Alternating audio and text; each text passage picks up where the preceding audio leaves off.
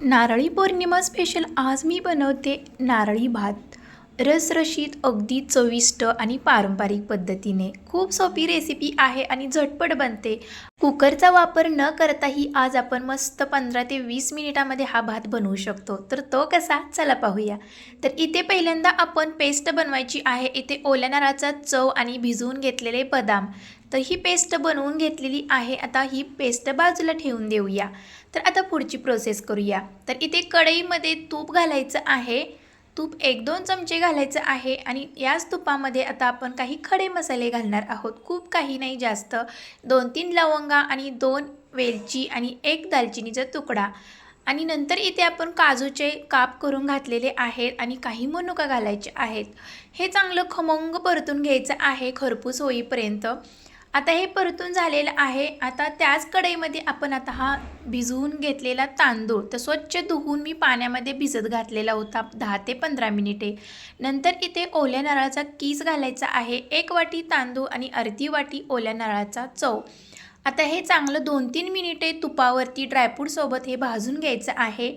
तर कोणताही तांदूळ तुम्ही इथे वापरू शकता. इथे असं काही नाही की भारीतलाच तांदूळ पाहिजे. इथे मी 1 वाटी तांदूळला इथे 2 वाटी पाणी घातलेलं आहे.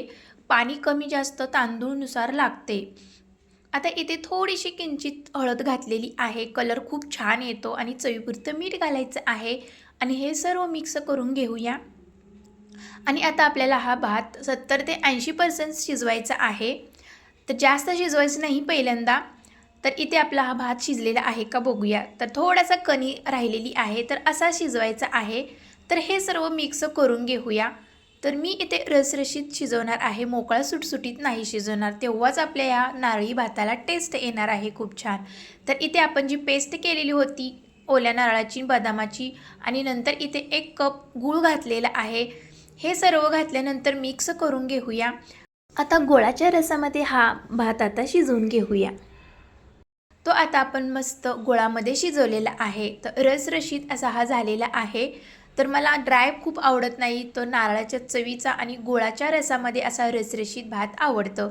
तर झाला की नाही 15 ते 20 मिनिटामध्ये आपला पटकन होणारा नारळी भात. खूप छान चविष्ट आणि अगदी साधा आणि सोपा आणि पारंपरिक पद्धतीने. वरतून अशी तुपाची धार सोडायची आणि मस्त असा हा टेस्टी भात लागतो. तर खूप छान झालेला आहे आणि झटपट बनतो. तर कुकरमध्ये बनवायची काही गरजच लागणार नाही. एक 10-15 मिनिटे आपण तांदूळ स्वच्छ धुवून पाण्यामध्ये भिजत घालायचा आणि तो पटकन शिजला जातो. अशा पद्धतीने तुम्हीही नारळी पौर्णिमेला हा नारळी भात नक्की ट्राय करा. रेसिपी कशी वाटली, आवडली असेल माझ बेस्ट किचनला सबस्क्राईब करा आणि रेसिपीला लाईक शेअर करायला विसरू नका. आणि भेटूया अशाच नवनवीन रेसिपीमध्ये. तोपर्यंत मस्त खा आणि स्वस्त राहा. Bye bye.